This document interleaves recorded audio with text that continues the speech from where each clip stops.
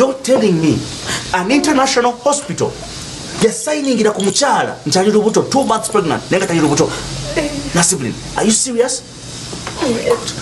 Nasiblin, omanyi trouble jonta demu nyabo. Do you know the danger I mean? It's my signature, my reputation. Medical board nechizula license yange ba revoked immediately.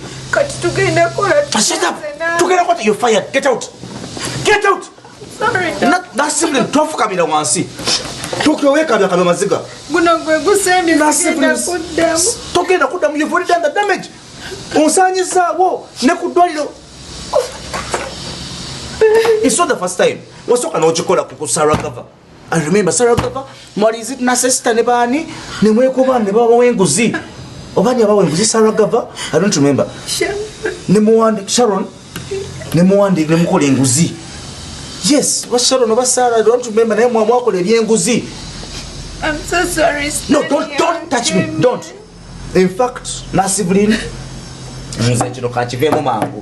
I am calling the disciplinary committee now. The director will do a little Dr. Netta.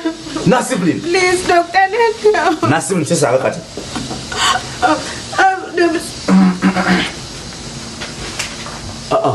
No, it's not what you think. No, it's okay. Ndimumuka mbolira nyoka tuwendi wana. Yes. It's okay. It's not what you think. No, it's not, honestly. Nasiblin mbonyo nyoleko. Is it what he thinks? No, no, it's okay. It's okay. I understand. Don't. Get out. No, it's okay.